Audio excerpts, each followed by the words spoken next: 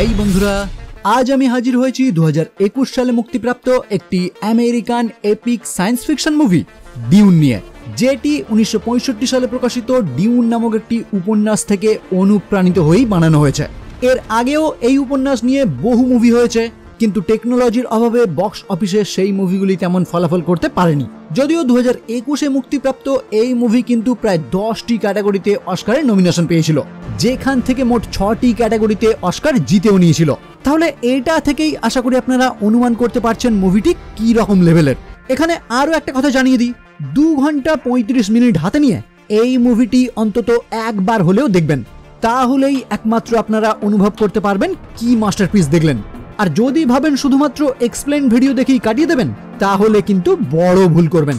ওকে, introduction আর বিস্তারিত করব না, এখন সোজা চলে যাব মূল ভিডিওর দিকে। শুরু করার আগে হেই, আমি Raja and welcome to the bong wood. মুভির শুরুতেই চানি নামক একজন ফ্রেমেন মহিলা তাদের এই গ্রহ আরাকিসের কিছু ইতিহাস বর্ণনা করে, যার মাধ্যমেই আমরা জানতে পারি তার জন্মের আগে থেকেই এই গ্রহতে নিষ্ঠুর হারকোনেনরা শাসন করে আসছে, যারা বাইরের কোনো গ্রহ থেকে এখানে উপস্থিত হয়ে এই গ্রহতে থাকা স্পাইস নামক এক সাইকোজেনেসিস পদার্থ খনন করছে, যে স্পাইস এই পুরো মহাবিশ্বে একটি অতি মূল্যবান সম্পদ। আর এই গ্রহতে বসবাসকারী ফ্রেমেনদের কাছেও আবার এই স্পাইস একটি আশীর্বাদ স্বরূপ, কারণ তার মাধ্যমেই তারা এই মরুভূমি গ্রহতে অনেক দিন বেঁচে থাকতে পারে, যে কারণে ফ্রেমেনরা ওই হারকোনেনদের এই গ্রহ থেকে বহিষ্কার করতে চায়, যাতে তাদের এই স্পাইস সুরক্ষিত থাকে। কিন্তু শত চেষ্টা করেও হারকোনেনদের তারা এই গ্রহ থেকে কিছুতেই হাঁটাতে পারে না, কারণ হারকোনেনদের শক্তিশালী সেনাবাহিনীর সম্মুখে ফ্রেমেনরা বারবার পরাজিত হয়। কিন্তু হঠাৎ করেই একদিন সম্রাট চতুর্থ সাদামের আদেশে হারকোনেনরা এই আরাকিস ছেড়ে তাদের নিজেদের গ্রহতে আবারও ফিরে যায়, যে কারণে এই গ্রহে বসবাসকারী ফ্রেমেনরা ভাবতে শুরু করে নতুন করে এই গ্রহতে তাহলে কে আসছে। আচ্ছা, এখানে আপনাদেরকে আমি জানিয়ে রাখি, এই মুভির গল্প আপনাদের ভালোভাবে বোঝার জন্য আপনাদেরকে প্রথম এটা মনে রাখতে হবে, এই মুভিতে যে সময়কাল দেখানো হয়েছে সেটা আমাদের বর্তমান সময় থেকে 10,000 বছর ভবিষ্যতের সময়, যখন মানব সমাজ শুধুমাত্র আমাদের পৃথিবীতে বসবাস না করে পৃথিবীর মতোই বসবাসযোগ্য এইরকম আরো অনেক গ্রহ খুঁজে নিয়েছে, যেখানে মানব জাতি তাদের সভ্যতাও গড়ে তুলেছে।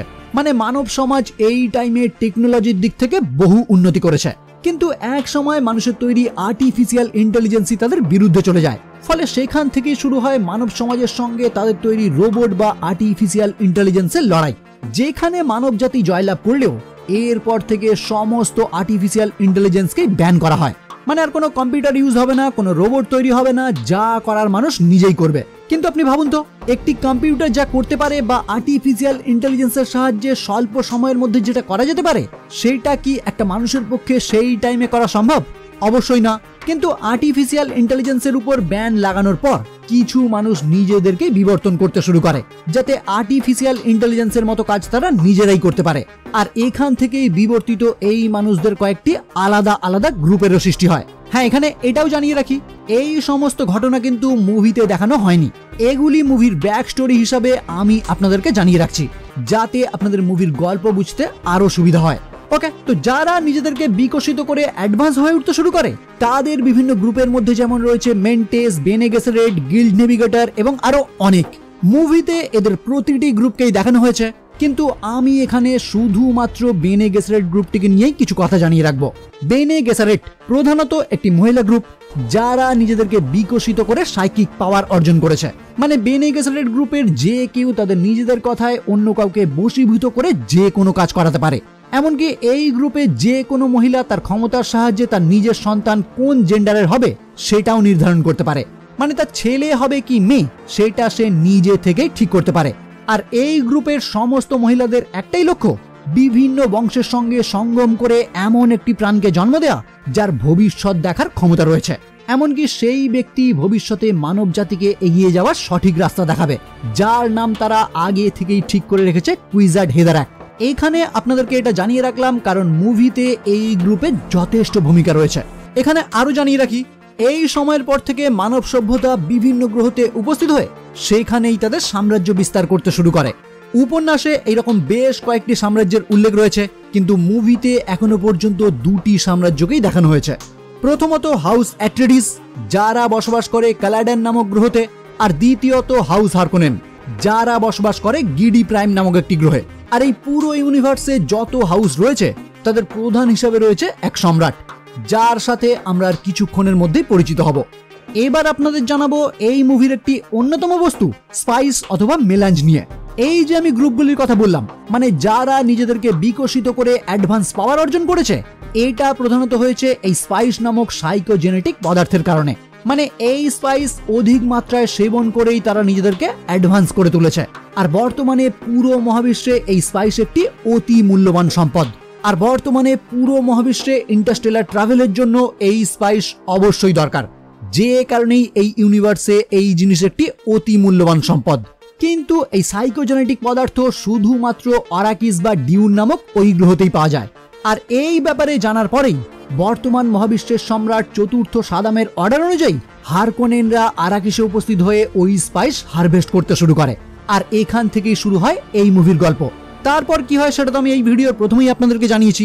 মানে হঠাৎ করেই হারকোনেনরা ফিরে যায় তাদের নিজেদের গ্রহতে, কারণ বর্তমান মহাবিশ্বের সম্রাট চতুর্থ সারদাম অর্ডার দিয়েছে পরবর্তী সময়ে এই গ্রহ থেকে স্পাইস হারভেস্ট করবে অ্যাট্রেডিসরা। তো সম্রাট চতুর্থ সারদামের অর্ডার অনুযায়ী তার এক রাজদূত ক্যালাডেন গ্রহতে উপস্থিত হয়ে সেখানে বসবাসরত অ্যাট্রেডিসের সম্রাট লেটো অ্যাট্রেডিসকে এই প্রস্তাব জানায়। আর ডিউক লেটো অ্যাট্রেডিসও এই প্রস্তাব সানন্দে গ্রহণ করে তৈরি হতে শুরু করে এই গ্রহ ছেড়ে আরাকিসের উদ্দেশ্যে রওনা হওয়ার জন্য। যাই হোক, এখানে আপনাদের কিছু উল্লেখযোগ্য ক্যারেক্টারের সঙ্গে পরিচয় করিয়ে দিই। ইনি ক্যালাডেন গ্রহের সম্রাট ডিউক লেটো অ্যাট্রেডিস, ইনি লেটোর ওয়াইফ লেডি জেসিকা অ্যাট্রেডিস, এবং এই হচ্ছে এই মুভির মূল চরিত্র পল অ্যাট্রেডিস, যে লেটো এবং জেসিকার একমাত্র সন্তান। এবার এখানে একটি অবাক করার মতো বিষয় হলো, জেসিকা অ্যাট্রেডিস কিন্তু একজন বেনে গেসারেট গ্রুপের সদস্য, মানে তার মধ্যেও সাইকিক পাওয়ার রয়েছে। আর পল জন্মের পর থেকে জেসিকাও তার ছেলেকে ওই সমস্ত বিশেষ ক্ষমতা শেখানোর ট্রেনিং দিয়ে আসছে, যাতে পলও বড় হয়ে ওই সমস্ত ক্ষমতা ইউজ করতে পারে। যদিও পলের এখন থেকেই একটি বিশেষ ক্ষমতা রয়েছে, সে হঠাৎ করেই এমন কিছু স্বপ্ন দেখে যেগুলির মধ্যে পরবর্তীতে অনেক কিছুই সত্যি হয়ে যায়। মানে সে এক প্রকার ভবিষ্যৎ দেখতে পায়। এবার সেটা পলের কেন হয় এটা আশা করি আমার আগের কথাবার্তাগুলি থেকেই আপনারা অনুমান করতে পারছেন।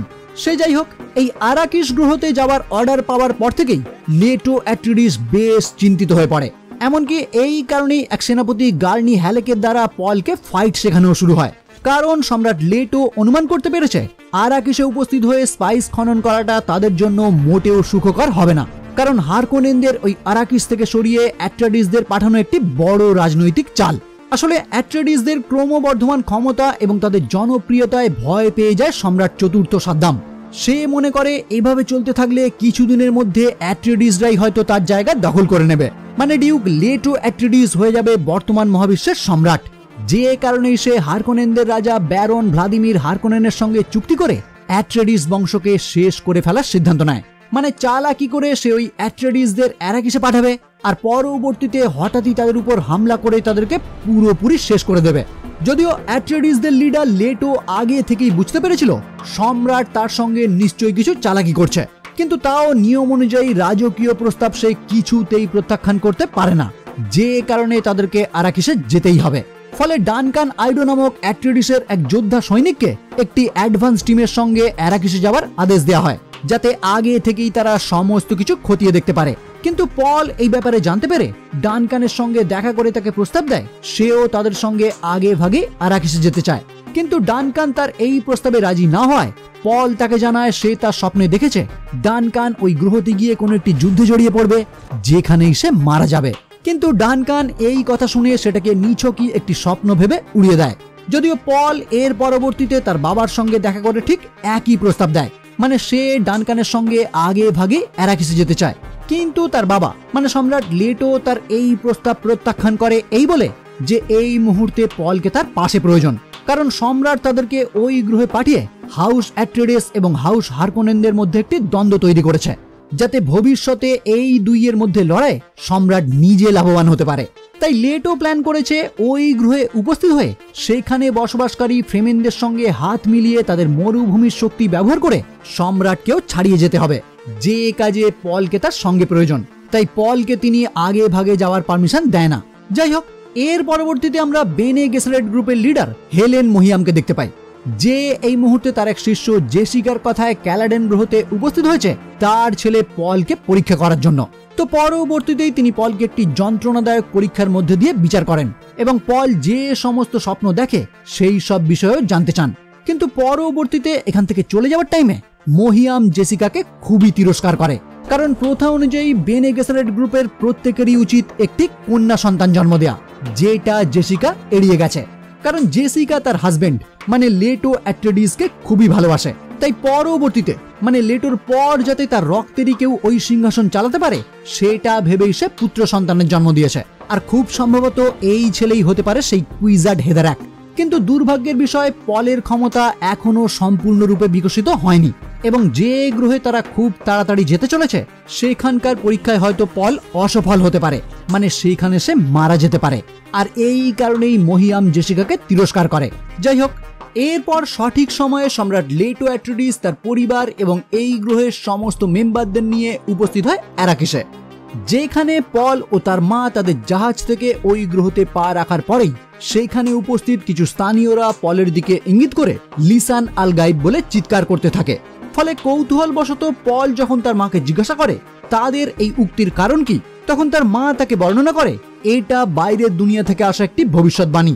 তারা যে লিসান আল গাইব বলে চিৎকার করছিল তার মানে মাসিহা, মানে তাদের এখানে ভবিষ্যৎবাণী আছে কোনো একদিন বাইরের দুনিয়া থেকে এমন দুজন এই গ্রহে আসবে, তাদের মধ্যেই একজন হবে তাদের গুরুমা আর আরেকজন হবে তাদের মাসিহা, যেই তাদেরকে সঠিক পথে চলার রাস্তা দেখাবে এবং উন্নতির চরম শিখরে পৌঁছাবে। আর পলকে এই মুহূর্তে দেখে তাদের সেই ব্যক্তি মনে হয়েছে, মানে ভবিষ্যতে জেসিকা হতে চলেছে ফ্রেমেনদের গুরুমা আর পল হতে চলেছে লিসান আল গাইব। এখানে ভাবছেন নিশ্চয়ই বেনে গেসারেট গ্রুপের ভবিষ্যৎবাণী অনুযায়ী পল তো কুইজার্ড হেদারাক, তাহলে এদের কাছে সে কিভাবে লিসান আল গাইব? আসলে বেনে গেসারেট এবং ফ্রেমেন দুজনেই কিন্তু একই ভবিষ্যৎবাণীতে বিশ্বাসী, শুধুমাত্র নামেরই তফাৎ। মানে ফ্রেমেনদের কাছে যেই লিসান আল গাইব, বেনে গেসারেটদের কাছে সেই কুইজার্ড হেদারাক। কিন্তু এই মুহূর্তে পল তার মায়ের কাছে ওই চিৎকারের কারণ জানতে পেরে এটাকে সে নিছকে একটি কুসংস্কার বলে উড়িয়ে দেয়, মানে তার এইসব ভবিষ্যৎবাণীতে একদমই বিশ্বাস নেই। ওকে, তো এর পরবর্তীতে এই গ্রহের রাজমহলে উপস্থিত হয়ে জেসিকা যখন তার জন্য একটি দাসী নির্বাচনের পরীক্ষা নেয় তখন তারই নির্বাচিত একটি মহিলা জেসিকাকে শাহী হুলুদের দাঁত থেকে তৈরি একটি ছুরি উপহার দেয়, যে ছুরি তাদের কাছে সৌভাগ্যের প্রতীক। আর জেসিকাকে এটা উপহার দেওয়ার কারণ সেও মনে করে জেসিকা তাদের মাসিহা লিসান আল গাইবের মা। ওকে, তো এখানেই শাহী হুলুদ সম্পর্কে একটু জানিয়ে রাখি। এই মরুভূমি গ্রহ ডিউনে এক বিশাল দানবাকৃতির জন্তু বসবাস করে, যাকেই ফ্রেমেনরা শাহী হুলুদ বা স্যান্ডওয়ার্ম বলে। আর এখানের বালিতে যে স্পাইস পাওয়া যায় সেটা এই জন্তুর দ্বারাই তৈরি হয়। এমনকি এই জন্তুদের কারণেই মরুভূমি থেকে ওই স্পাইস হারভেস্ট করা খুবই বিপজ্জনক, কারণ এই জন্তু যে কোনো আওয়াজে আকৃষ্ট হয়ে সেই স্থানে হামলা করে বসে। এমনকি স্পাইস খননকারী ওই বড় বড় স্যান্ড কলারগুলিকেও পুরোপুরি গিলে নেয়।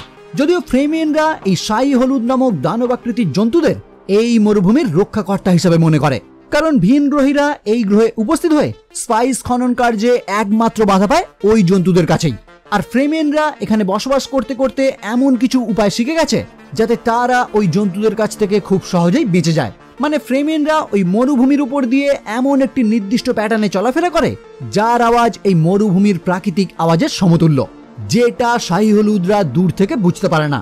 আবার এই ফ্রেমিয়ানরাই তাদের এক বিশেষ ডিভাইস থাম্পারের মাধ্যমে শাহী হলুদদের যে কোনো টাইমে আহ্বান করতে পারে। মানে এই যে জিনিসটি দেখছেন এটাই থাম্পার নামক এমন এক বিশেষ জিনিস যেটা এই বালির মধ্যে একটি সঠিক জায়গায় সেট করে দিলে একটি নির্দিষ্ট আওয়াজ করতে থাকে, আর সেই আওয়াজেই প্রলুব্ধ হয়ে শাহী হলুদরা নিমেষেই ওই স্থানে উপস্থিত হয়। আবার অবাক করার মতো বিষয় হলো ফ্রেমিয়ানরা এই শাহী হলুদদের যানবাহন হিসাবেও ব্যবহার করে। মানে তারা ওই জন্তুর পিঠে চড়েই একটি জায়গা থেকে অন্য একটি জায়গায় সহজেই স্থানান্তরিত হতে পারে। যাক, দু এক লাইন বলতে গিয়ে শাহী হলুদ সম্পর্কে আপনাদের অনেক কিছুই বলে ফেললাম, এবার আবারও আসা যাক মূল গল্পে। আগেই বলেছি পল মাঝে মাঝে এমন কিছু স্বপ্ন দেখে যেগুলির মধ্যে আবার কিছু স্বপ্ন সত্যিও হয়ে যায়। তো ইদানিং পল একটি মহিলার স্বপ্ন বারবার দেখছে, যার চোখ দুটি গাঢ় নীল এবং সে মরুভূমিতেই রয়েছে। মানে এটা পল শিওর হয়ে যায় খুব সম্ভবত এই মহিলা ফ্রেমেন হতে পারে, কারণ প্রত্যেক ফ্রেমিনদেরই চোখ গাঢ় নীল হয়, যে কারণে এই গ্রহে আসার আগে থেকেই পল এই গ্রহ সম্বন্ধে এবং এখানে বসবাসকারী ফ্রেমেন সম্বন্ধে আগে ভাগেই জানতে শুরু করেছে। এমনকি এই গ্রহতে উপস্থিত হয়েও পল তার নিজের রুমে বসে এই মরুভূমিতে থাকা মুয়াদ্দিব নামক একটি ইঁদুর সম্পর্কে জানতে শুরু করে। কিন্তু ঠিক তখনই ছোট্ট একটি শিকারী ড্রোন পলকে হত্যা করার চেষ্টা করে।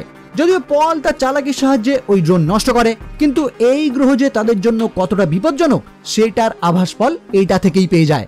যদিও পরবর্তীতে তাদের অ্যাডভান্স টিম আবিষ্কার করে হারকোনেনদের একটি গুপ্তচর এই কাজ ঘটিয়েছে, যাকে তারা আগে ভাগেই শাস্তি দিয়েছিল। এনিওয়ে, এরপর সম্রাট লেটো ওই অ্যাডভান্স টিমের থেকেই জানতে পারে হারকোনেনরা এখান থেকে চলে যাওয়ার আগে এখানকার পরিকাঠামো অনেকটাই নষ্ট করে গেছে। মানে যে সমস্ত মেশিনের মাধ্যমে এই মরুভূমি থেকে ওই স্পাইস খনন করা হয় তাদের অনেক কিছুতেই এখন প্রবলেম দেখা দিচ্ছে। ফলে সম্রাট লেটো সিদ্ধান্ত নেয় সে নিজে এই ব্যাপার খতিয়ে দেখবে। যে কারণে সে দেখা করে এই গ্রহে বসবাসরত এক শাহী জাজ লিয়েট কাইন্সের সঙ্গে, যে নিজে একজন ফ্রেমেন হলেও বিগত 20 বছর ধরে সেই স্পাইস খননের উপর পরিচর্যা করে আসছে সম্রাট চতুর্থ সাদামের আদেশ অনুযায়ী। মানে হারকোনেনরা যখন এই স্থানে উপস্থিত ছিল তাদের হয়েও এই মহিলা কাজ করেছে।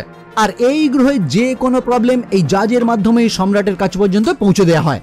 যাই হোক, সম্রাট লেটো এখন এই মহিলার সঙ্গে দেখা করে পুরো মরুভূমি ঘুরে দেখতে চায় স্পাইস খননের কাজ কিভাবে চলছে। ফলে সম্রাট লেটো, পল এবং তাদের সেনানায়ক গার্নি কিছু কপ্টারের মাধ্যমে রওনা হয় স্পাইস খনন দেখতে। কিন্তু এই পর্যবেক্ষণের টাইমেই একটি স্যান্ড কলারের আওয়াজে, মানে যে যন্ত্রের মাধ্যমে স্পাইস খনন করা হচ্ছে তার আওয়াজে, সেই দানব ওই দিকেই আসতে শুরু করে। ফলে আগে ভাগেই ওই স্যান্ড কলারকে সাইড করার ব্যবস্থা করা হলে দেখা যায় যে ফ্লাইং ক্যারিওলের মাধ্যমে ওই স্যান্ড কলারটিকে এই স্থান থেকে স্থানান্তরিত করা হবে, সেই ফ্লাইং ক্যারিওল তার কাজে ব্যর্থ হয়। ফলে সম্রাট লেটো তাদের কপ্টারগুলি নিচে নামিয়ে ওই স্যান্ড কলারে কর্মরত প্রতিটি মানুষকেই তাড়াতাড়ি করে তাদের কপ্টারে আসতে বলে, যাতে ওই জন্তুর হামলা থেকে তারা বাঁচতে পারে। কিন্তু এই সবের মধ্যেই পল তার কপ্টার থেকে নিচে নেমে যখন সেখানকার শ্রমিকদেরকে সাহায্য করতে শুরু করে, ঠিক সেই টাইমেই ওই বালি তার দিকে উড়ে এলে নিমেষেই সে গভীর নেশায় আচ্ছন্ন হয়ে পড়ে এবং একদম আবচাভাবে সেই মেয়ের সঙ্গে সে নিজের কিছু দৃশ্যও দেখতে পায়। আসলে এখানে বালির সঙ্গে যেহেতু স্পাইস রয়েছে, তাই ওই বালি তার দিকে উড়ে আসায় অধিক মাত্রায় স্পাইস তার শরীরে প্রবেশ করে। আর প্রথমবারের মতো এই স্পাইস তার শরীরে প্রবেশ করায় সে পুরোপুরি আচ্ছন্ন হয়ে পড়ে। এদিকে ওই স্যান্ডওয়ার্ম তাদের পুরো কাছাকাছি চলে আসে, কিন্তু একদম লাস্ট মুহূর্তে গার্নি পলকে ওই স্থান থেকে উদ্ধার করে তাদের কপ্টারে ফিরিয়ে আনে।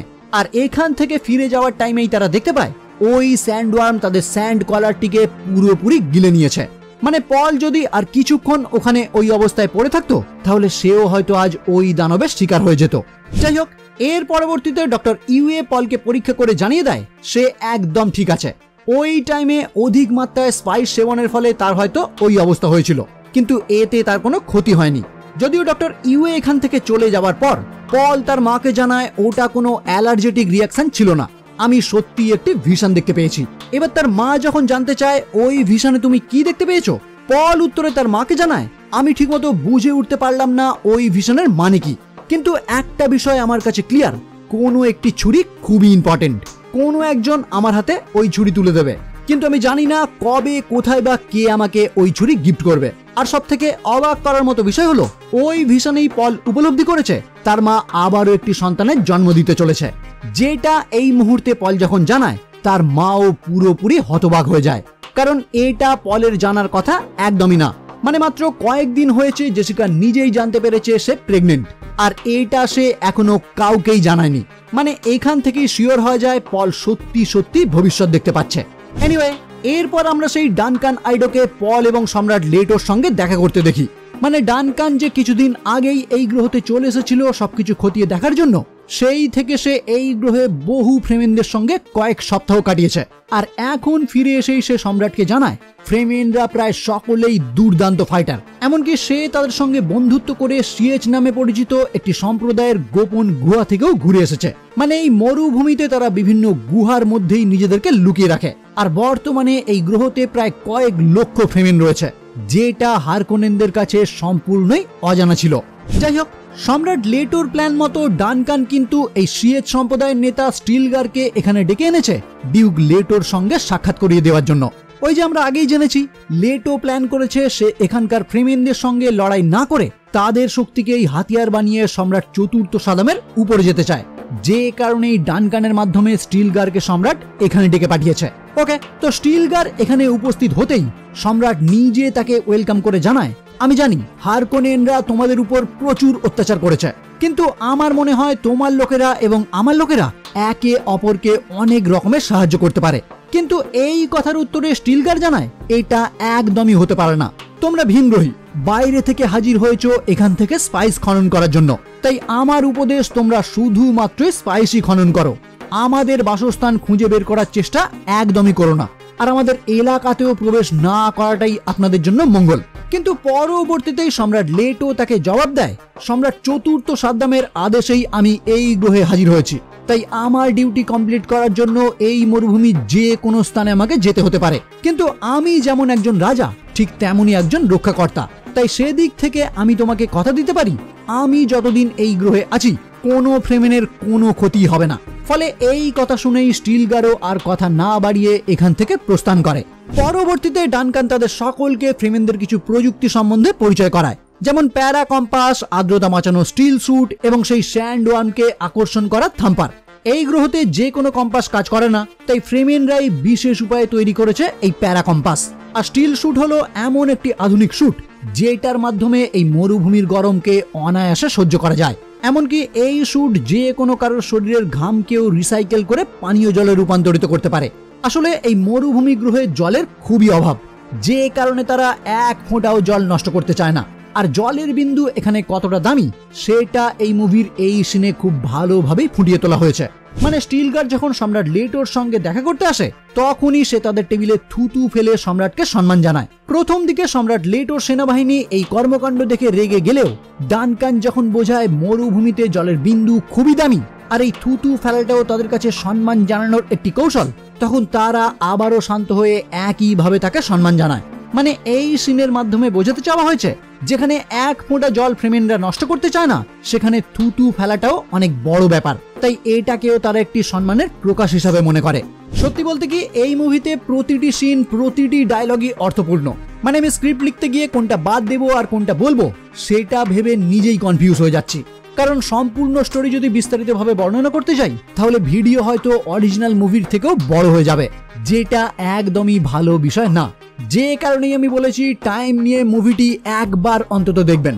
আর হ্যাঁ, এখনো পর্যন্ত আমি প্রায় 6 দিন ধরে এই পর্যন্ত মুভি স্ক্রিপ্ট লিখতে পেরেছি, কারণ মুভির বাইরের অনেক কিছু তথ্য আমাকে জোগাড় করতে হচ্ছে। কিন্তু দুঃখের বিষয় একটাই, ভিডিও আপনারা বহুজন দেখলেও লাইক কমেন্ট কিন্তু খুবই সীমিত। তাই আমি চাইবো একটু অন্তত আপনার আঙুলগুলিকে কাজে লাগিয়ে ভিডিওটি লাইক করে একটি কমেন্ট করে দেবেন, যেটা পরবর্তী ভিডিও বানাতে আমাকে অনেক অনুপ্রাণিত করবে। ওকে, এবার গল্পে ফিরে যাক। লেটো এই গ্রহতে উপস্থিত হওয়ার পরেই হারকোনেনদের এক রাজদূত উপস্থিত হয় ইম্পেরিয়াল আর্মি প্ল্যানেটে, যেখানে ওই রাজদূত 3 ব্যাটালিয়ন শালদুকার আর্মির ডিমান্ড করে। মানে খুব শীঘ্রই হারকোনেনরা অ্যাট্রেডিসদের উপর আক্রমণ করতে চলেছে, যে কারণেই পূর্ব পরিকল্পনা মতো সম্রাটের এই সৈন্যদল তারা নিজেদের কাজে লাগাবে অ্যাট্রেডিসদের পরাজিত করতে। মানে আমি আগেই বলেছি সম্রাট নিজেই চায় অ্যাট্রেডিসদের পুরোপুরি মুছে ফেলতে, যে কারণে তাদেরকে হারানোর জন্যই সম্রাট তার বাহিনী দিয়েও হারকোনেনদের সাহায্য করছে। হ্যাঁ, আপনারা এটা জানলেও অবাক হবেন, সম্রাটের এই পরিকল্পনার সঙ্গে কিন্তু বেনে গেসারেট গ্রুপের মহিয়ামও জড়িত, যে কারণে জেসিকাও আগে থেকেই জানে তাদের উপর হারকোনেনরা অতর্কিতে হামলা করতে চলেছে। কিন্তু গ্রুপের নিয়ম অনুযায়ী এই কথা জেসিকা অন্য কাউকে কখনোই জানাতে পারবে না। যদিও মহিয়াম তার গ্রুপের মেম্বার হিসাবে জেসিকা এবং তার পুত্রকে এই হামলা থেকে সুরক্ষিত রাখার জন্য হারকোনেনদের লিডার ব্যারন ভ্লাদিমির হারকোনেনকে রিকোয়েস্ট করে, আর ব্যারনও মহিয়ামকে কথা দিয়ে দেয় তারা আর যাই করুক জেসিকা এবং তার পুত্রকে আঘাত করবে না। যাই হোক, এরপর নির্দিষ্ট সময়ে হারকোনেনরা তাদের সমস্ত সেনাবাহিনী নিয়ে রওনা হয় আরাকিসের উদ্দেশ্যে। আর ওই টাইমেই আরাকিসে অবস্থিত অ্যাট্রেডিসদের ফ্যামিলি ডক্টর ইউয়ে অ্যাট্রেডিসদের সঙ্গে বিশ্বাসঘাতকতা করে তাদের সিকিউরিটি ঢাল ওপেন করে দেয়, যাতে খুব সহজেই হারকোনেনরা তাদের উপর আক্রমণ করতে পারে। আসলে এই ডক্টর ইউয়ের ওয়াইফকে হারকোনেনরা কিডন্যাপ করে নিয়েছে, আর শর্ত দিয়েছে ইউয়ে যদি অ্যাট্রেডিসদের ওই সিকিউরিটি শিল্ড ওপেন করে দেয় তাহলেই তার ওয়াইফকে তারা মুক্ত করবে, যে কারণেই ইউয়ে এই বিশ্বাসঘাতকতা করতে বাধ্য হয়েছে। এদিকে ডিউক লেটো হঠাৎই ঘুম থেকে জেগে উঠে সন্দেহবশত বাইরে বেরিয়ে দেখতে পায় জেসিকার দাসীকে কেউ ছুরিকাঘাত করেছে, এমনকি অন্যান্য সিকিউরিটি মেম্বারদেরও হত্যা করেছে। ফলে এইটা দেখেই সে যখন অন্য কিছু ব্যবস্থা নিতে যাবে ঠিক তার আগেই ডিউক লেটোকেও পিছন থেকে আঘাত করে তাকে প্রতিবন্ধী করে দেওয়া হয়, যার পর ডক্টর ইউয়ে তার সামনে উপস্থিত হয়ে তার কাছে ক্ষমা চেয়ে তাকে জানায় এই কাজ করতে সে বাধ্য হয়েছে তার বউকে মুক্ত করার জন্য, কারণ যতক্ষণ না সে ডিউক লেটোকে ব্যারনের হাতে তুলে দেবে ততক্ষণ পর্যন্ত সে তার বউকে মুক্ত করবে না। কিন্তু হারকোনেনদের লিডার ব্যারনকে যাতে উপযুক্ত শিক্ষা দেওয়া যায় সে কারণেই ডক্টর ইউএ এই মুহূর্তে ডিউক লেটোর একটি দাঁত তুলে সেই জায়গায় একটি বিষাক্ত ক্যাপসুল প্রতিস্থাপন করে দেয়, যাতে ব্যারন তার সামনে এলে ডিউক লেটো ওই ক্যাপসুল ভেঙে নিজে সহ ব্যারনকেও হত্যা করতে পারে। যাই হোক, ওইদিকে গার্নি হ্যালেক সমস্ত অ্যাট্রেডিস সেনাবাহিনী নিয়ে এই অতর্কিত হামলার পাল্টা আক্রমণের নেতৃত্ব দেয়। যদিও সাম্রাজ্যিক সাধুকার সৈন্য এবং হারকোনেনদের বাহিনীর সংখ্যায় বেশি হয়, নিমেষেই অ্যাট্রেডিস সৈন্যরা ছন্নছাড়া হয়ে পড়ে। এদিকে ডানকান আইডো বেশ কিছু সাধুকারকে হত্যা করে পলকে উদ্ধার করার জন্য যখন তার রুমে উপস্থিত হয়, সেই রুম সে পুরোপুরি খালি অবস্থায় দেখতে পায়। মানে পলকে হয়তো এখান থেকে কেউ তুলে নিয়ে গেছে বা পল নিজেই এখান থেকে পালিয়েছে। ফলে ডানকানও নিজেকে রক্ষা করার জন্য একটি কপ্টার নিয়ে কোনো ক্রমে এই স্থান থেকে পালিয়ে যায়। আর এর পরবর্তীতেই আমরা দেখতে পাই পল এবং জেসিকা কিন্তু এখনো জীবিত রয়েছে। ওই যে ব্যারন ভ্লাদিমির কথা দিয়েছে জেসিকা এবং তার পুত্রকে সে হত্যা করবে না, যে কারণেই ব্যারন চালাকি করে তার কিছু সৈন্যের সাহায্যে একটি কপ্টারের মাধ্যমে তাদেরকে অন্য কোথাও নিয়ে যাচ্ছে।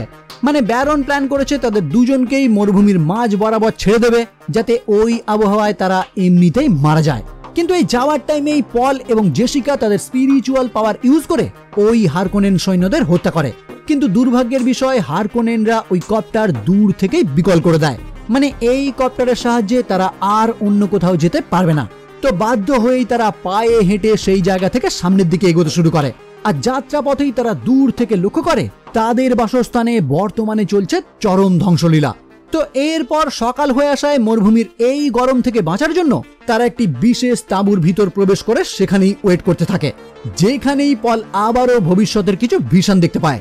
আর সেই ভিশনেই সে দেখে ভবিষ্যতে ডিউক লেটোর নামে একটি মহাযুদ্ধ পুরো বিশ্বে ছড়িয়ে পড়েছে, যে যুদ্ধের নেতৃত্ব দিচ্ছে পল অ্যাট্রেডিস নিজে। আর এই ভিশন দেখেই পল খুবই ভীত হয়ে ওঠে এবং এই সবের পিছনে তার মা এবং বেনে গেসারেট গ্রুপকেই দায়ী করে, যদিও তার মা তাকে কিছুক্ষণের মধ্যেই শান্ত করে। এখানে আপনাদের জানিয়ে দিই পলের এই ভিশনও কিন্তু সত্যি হতে চলেছে, যেটা আমরা এই মুভির 3 কিংবা 4 নম্বর পার্টে গিয়ে দেখতে পাবো। এনিওয়ে, এই টাইমে অন্যদিকে দেখা যায় ব্যারন ভ্লাদিমির তার বাহিনী নিয়ে উপস্থিত হয় পক্ষাঘাতগ্রস্ত লেটোর সম্মুখে, যেখানে ব্যারন প্রথমেই সেই ডক্টর ইউএ কে হত্যা করে। মানে ব্যারন জানে এই ডক্টরকে ছেড়ে দিলে ভবিষ্যতে সে তাদের বিরুদ্ধে কোনো ষড়যন্ত্র করতে পারে, যে কারণে সে তাকেও হত্যা করে। যার পর প্রায় অচেতন লেটোর সঙ্গে কথা বলতে গেলে ডিউক লেটো তার সেই বিষাক্ত দাঁত ভেঙে তার দিকেই বিষ ছড়িয়ে দেয়। ফলে ওই রুমে উপস্থিত সকল ব্যক্তি সঙ্গে সঙ্গেই মারা যায়, শুধুমাত্র ব্যারন ভ্লাদিমিরই বেঁচে যায় তার একটি সিকিউরিটি শিল্ডের কারণে। কিন্তু এর ফলেই সে গুরুতর আহত হয়ে পড়ে। আচ্ছা, এখানে আপনাদের আরো একটা তথ্য জানিয়ে দিই। বর্তমান সময়ে সকল যোদ্ধারাই নিজেকে প্রোটেক্ট করার জন্য এক ধরনের বডি শিল্ড ব্যবহার করে, যাতে যে কোনো আঘাত থেকে ওই শিল্ড তাদেরকে প্রোটেক্ট করতে পারে। এমনকি এই শিল্ডের উপরে যদি কেউ গুলি চালায় তাহলে ওই গুলি ব্লাস্ট হয়ে দুজনেরই ক্ষতি হতে পারে। মানে যে গুলি চালাবে আর যাকে গুলি চালানো হবে দুজনেই এর ফলে ক্ষতিগ্রস্ত হতে পারে। আর ঠিক এই কারণের জন্যই এত আধুনিক যুগ হয়েও সকল যোদ্ধারা কিন্তু ছুরি নিয়েই মারামারি করে, কারণ এই শিল্ডের উপর যত জোরে আঘাত করা হোক না কেন সেটা আটকে যাবে, কিন্তু ধীর গতিতে এই শিল্ডের উপর আক্রমণ করলে সেটা আঘাত করবে। তাই ছুরি কিংবা তলোয়ারের সাহায্যে ধীর আঘাতে এই শিল্ড ভেদ করেও কাউকে হত্যা করা সম্ভব, ঠিক যেমনটা ডিউক লেটোর ক্ষেত্রে ব্যবহার করা হয়েছে। যাই হোক, ব্যারন এই বিষের ফলে কিছুটা আহত হয়ে যাওয়ায় চিকিৎসা প্রযুক্তিবিদরা এক বিশেষ উপায়ে আবারও তাকে সুস্থ করে তোলে। এদিকে ডানকান তার সেই কপ্টার নিয়ে পুরো মরুভূমিতে পল এবং জেসিকাকে খুঁজতে খুঁজতে অবশেষে ডানকান তাদের দেখা পায়।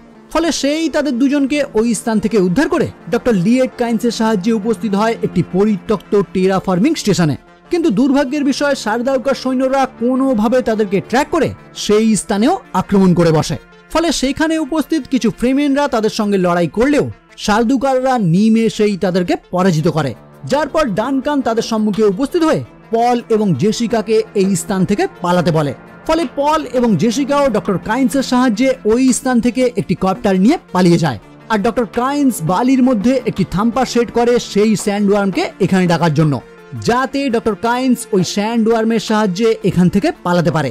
আর ওইদিকে ডানকান একাই সালদুকার টিমের বিরুদ্ধে লড়াই করতে করতে তাদের হাতেই মারা যায়। এই যে ডানকানের সঙ্গে সালদুকার টিমের লড়াই, এই দৃশ্যই কিন্তু পল আগে থেকে তার স্বপ্নে দেখেছিল, যেটা সে ডানকানকে জানিয়েও ছিল। কিন্তু ডানকান তখন ওটাকে নিছকই স্বপ্ন বলে উড়িয়ে দিয়েছিল। কিন্তু এই মুহূর্তে সেই স্বপ্ন সত্যি হয়। আর তারপর ওই শালদুগার টিমের 2 মেম্বার ডক্টর কাইন্সের কাছে উপস্থিত হয়ে তাকেও আঘাত করে বসে। কিন্তু ঠিক ওই টাইমেই একটি স্যান্ডওয়ার্ম সেখানে উপস্থিত হয়ে তাদের সকলকেই গিলে নেয়।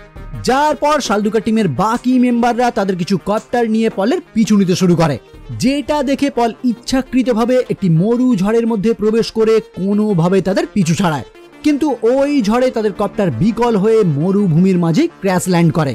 যার পর তারা নির্দিষ্ট সেই মরু ড্রেস পরে সামনের দিকে এগোতে শুরু করে ফ্রিম্যানদের খোঁজার জন্য, কারণ ডক্টর কাইন্স আগে থেকেই তাদেরকে জানিয়েছে এই মরুভূমিতে তাদেরকে একমাত্র সাহায্য করতে পারে ফ্রিম্যানরাই, যে কারণেই তারা ফ্রিম্যানদের খুঁজতে শুরু করে।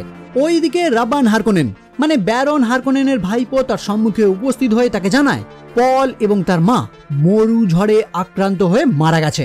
মানে ওই ঝড়ে কপ্টার নিয়ে প্রবেশ করলে কারোরই বেঁচে থাকা সম্ভব না, যে কারণেই তারা মনে করে অ্যাট্রেডিস বংশ এখানেই শেষ হয়েছে। ফলে ব্যারনও তার ভাইপোকে অর্ডার দেয় আগে যেমন রাব্বান আরাকিসের রাজত্ব চালাতো আবারও যেন সে একই কাজে লেগে পড়ে। এদিকে পল এবং জেসিকা ওই মরুভূমির মধ্যে দিয়ে এগিয়ে যাওয়ার টাইমে হঠাৎই একটি স্যান্ডওয়ার্ম তাদের উপর আক্রমণ করে বসে।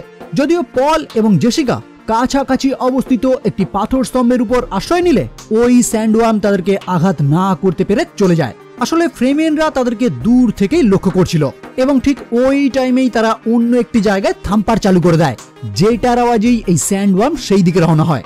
এরপর দেখা যায় পল এবং জেসিকাকে ফ্রেমেনদের একটি গ্রুপ পুরোপুরি ঘিরে ফেলে, যেখানে আমরা সেই স্টিলগারকেও দেখতে পাই। মানে এই গ্রুপের লিডারই স্টিলগার। তো পল এবং স্টিলগার একে অপরকে চিনতে পারে, ফলে স্টিলগার তার গ্রুপকে উদ্দেশ্য করে জানিয়ে দেয় এর গায়ে আমরা হাতও দিতে পারবো না, কারণ পলই তাদের সেই মাসিহা লিসান আল গাইব।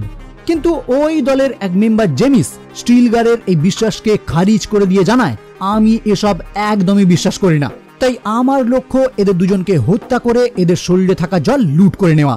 আসলে এই ফ্রেমেনদের কাছে এমন এক টেকনোলজি রয়েছে যার মাধ্যমে তারা যে কোনো মৃত মানুষের শরীর থেকে অবশিষ্ট জল শোষণ করে নিতে পারে।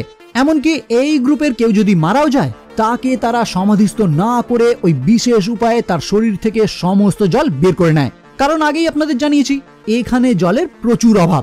এনিওয়ে, এখানে স্টিলগার তার ওই মেম্বারকে কিছুক্ষণের জন্য শান্ত করলে জেসিকা তাদেরকে উদ্দেশ্য করে জানায় তাকে এবং তার পুত্রকে তারা যদি ক্যালাডানে ফিরে যেতে সাহায্য করে তাহলে তাদের সকলকেই সে পুরস্কৃত করবে। কিন্তু স্টিলগার তার যে কোনো পুরস্কারকে অর্থহীন বলে বাতিল করে দেয়, আর তারপর তাকে উদ্দেশ্য করে জানায় পল এখন অনেক অল্প বয়সী, তাই সে হয়তো তাদের গ্রুপে জয়েন হতে পারে, কিন্তু জেসিকা তাদের গ্রুপে যোগ দেওয়ার জন্য যথেষ্ট বয়স্ক, তাই তাকে পিছনেই ফেলে যেতে হবে।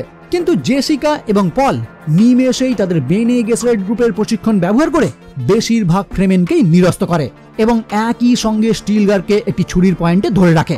ফলে স্টিলগারও খুব সহজেই বুঝতে পারে জেসিকা একজন বেনে গেসরেট, যে কারণেই সে তাদের কাছে আত্মসমর্পণ করে তাদের দুজনকেই সিচে নিয়ে যাওয়ার সিদ্ধান্ত নেয়।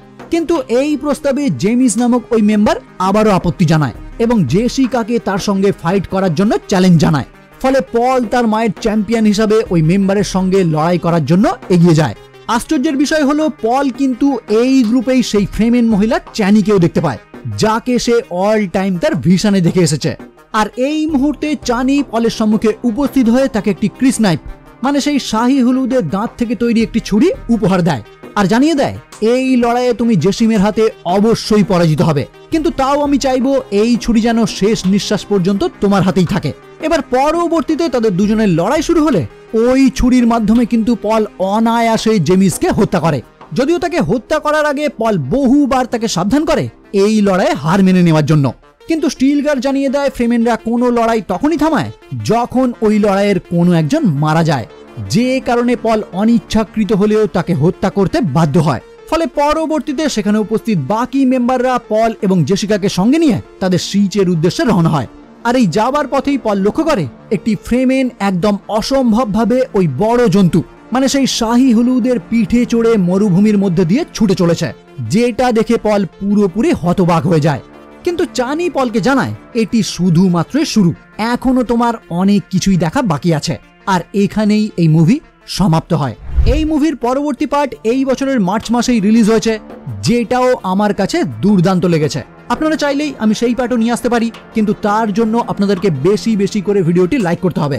আর হ্যাঁ, ভিডিওটি অনেকটাই বড় হয়ে গেছে, কিন্তু বিশ্বাস করুন অনেক চেষ্টা করেও এর থেকে ছোট আমি আর কিছুতেই বানাতে পারলাম না।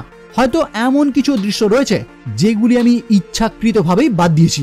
মানে এই রকম একটি মুভি ভালোভাবে ডেসক্রাইব করতে গেলে হয়তো 2-3 ঘন্টার ভিডিও হয়ে যাবে, যেটা আপনাদের কাছে হয়তো খুবই বোরিং লাগবে। তাই অনেক কিছুই এখান থেকে কেটে বাদ দিতে হয়েছে। আমি শুধু মূল গল্পটাই আপনাদের সামনে উপস্থাপন করার চেষ্টা করেছি। তাই আবারও বলছি, আমি চাইবো এই মুভিটি একবার হলেও আপনারা পুরোটা দেখবেন, তাহলেই বুঝবেন ডিউন কি জিনিস। ওকে, তো ভিডিও কেমন লাগলো অবশ্যই জানাবেন, ভালো লাগলে লাইক এবং শেয়ার করবেন। আর আমার চ্যানেলে যদি প্রথম হয়ে থাকেন তাহলে অবশ্যই চ্যানেলটিকে সাবস্ক্রাইব করে বেল আইকনটি ক্লিক করে দেবেন। তাহলে আজকের মতো এই পর্যন্তই, দেখা হচ্ছে পরের ভিডিও নিয়ে, আর ততক্ষণের জন্য বাই।